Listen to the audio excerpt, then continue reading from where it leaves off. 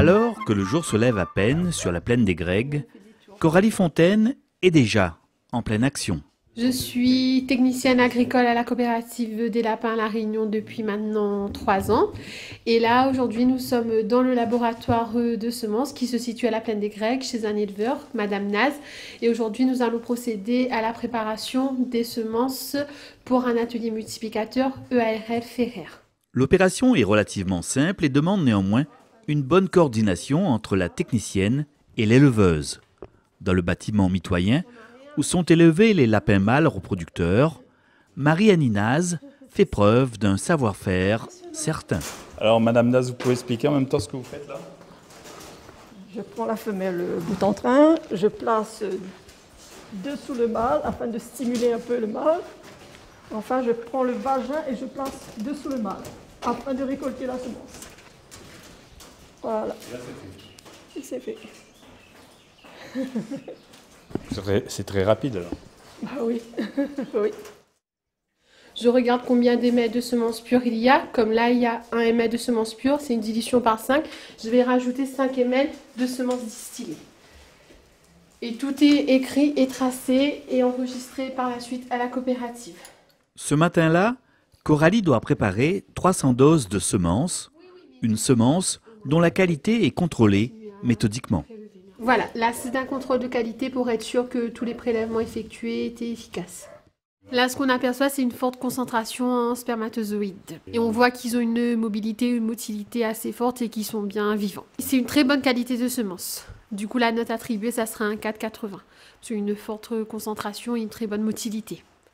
Oh, bah c'est encore plus joli.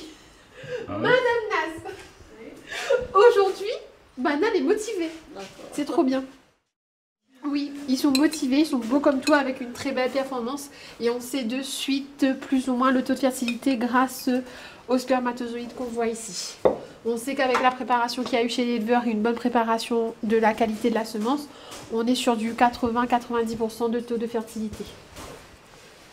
Donc des bons géniteurs. Voilà, de très bons géniteurs. Sitôt conditionnées, les doses de semences prennent alors la direction de Sainte-Rose afin d'être livrées chez Michael Ferrer, l'un des 2 éleveurs multiplicateurs de la coopérative des producteurs de lapins. Michael, ici peut-être tu peux donner une explication donc, sur les jeunes lapins qui sont ici. Là, ça c'est le renouvellement pour les éleveurs. En fin de compte, je suis multiplicateur et je prépare les femelles pour les éleveurs. Donc là, ce qu'on voit là, c'est les futurs... Ça, c'est les futurs renouvellements qui vont partir dans 3 semaines chez les éleveurs. Mais pour l'heure, Coralie doit procéder à l'insémination de 260 lapines de l'élevage de Marie-Alice et Michael Ferrer, un véritable chantier. Pour faire l'insémination, le chantier d'insémination, ça se passe comme ça. Les semences, on les garde toujours au frais pour, de peur qu'elles se dénaturent. Par la suite, l'éleveur fera le chevauchement. À l'issue du chevauchement, l'éleveur prendra la lapine. Moi, je l'inséminerai avec la semence. On prend 0,5 ml de semence ainsi que 0,2 ml de réceptal.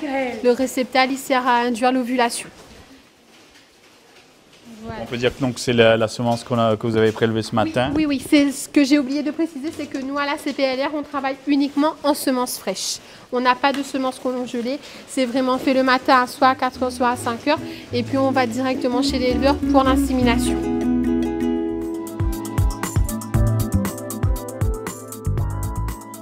Tu as déjà vérifié si les lapines qui ont mis bas ont du lait ou pas? Oui. Et combien de lapines ont déjà mis bas là pour le moment?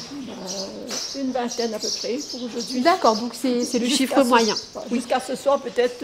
Aujourd'hui ça va être le pic de toute façon voilà. Quoi. Et du coup tu feras les nids demain, c'est ça? Demain. D'accord. C'est le grand jour dans l'élevage de Marie-Annie Naz. Depuis peu en effet, ces lapines ont commencé la mise bas.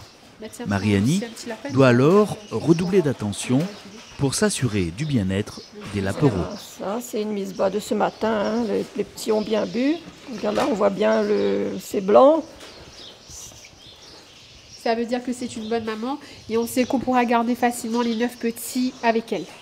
Et qu'elle va nous sevrer dans 28 jours, dans 32 jours, pardon, ouais, 32 jours. Le nombre de petits nécessaires pour l'engraissement. Éleveuse passionnée, Marie-Annie s'est lancée dans la cuniculture au milieu des années 2000 en installant son premier bâtiment d'élevage chez elle, à la Plaine des Greigues. Bah oui, j'avais un petit bout de terrain, j'ai dit bon, il faut faire quelque chose. J'ai fait mon BPA en 2006 et je me suis installée en 2008. Et voilà, ça a commencé comme ça. Et donc pourquoi l'élevage de lapins? C'était quelque chose que vous connaissiez? Non, je ne connaissais pas, mais pour moi c'était un animal facile, agréable à vivre. Et c'est le contact que je me sentais bien avec cet animal. Voilà.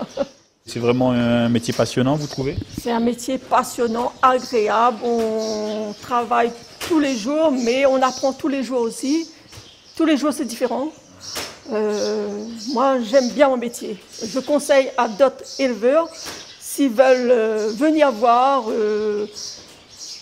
la façon de travailler avec ce lapin, le lapin. Et comme tous les éleveurs de la coopérative, Mariani peut s'appuyer sur les conseils et l'accompagnement de Coralie Fontaine, technicienne de la CPLR. Il y a toujours un conseil à apporter, il y a toujours des nouveautés qui apparaissent.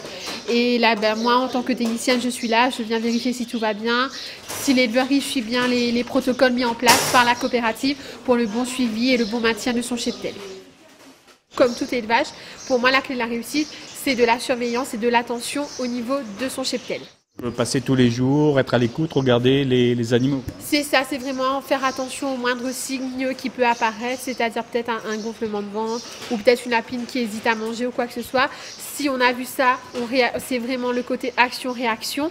Et là, on est sûr que le cheptel, il se portera bien tout au long du cycle. Aujourd'hui, la CPLR recherche de nouveaux éleveurs et lance un appel en ce sens vers celles et ceux qui voudraient s'investir dans l'élevage de lapins. Une personne qui serait intéressée, il prend contact avec la coopérative et en tout cas, cette personne sera accompagnée. Oui, cette personne sera accompagnée, il contacte la coopérative ou il peut me contacter moi directement. On est là, on met en place un premier rendez-vous, on voit ce qui est possible et puis on leur accompagne du mieux qu'on peut tout simplement. Aujourd'hui, on est en sous-production, on n'arrive pas à répondre à la demande locale parce qu'on n'a pas suffisamment d'éleveurs, on est un petit peu moins de 20 éleveurs. Et on aurait un potentiel de volume 40% supérieur à ce qu'on fait actuellement. Donc on aimerait installer au minimum 5 éleveurs et ensuite il faudra renouveler également les éleveurs qui partent en retraite. C'est vrai que c'est un élevage technique, mais comme tous les autres élevages, à partir du moment où on a assimilé toutes les spécificités, ça roule, il n'y a pas de souci.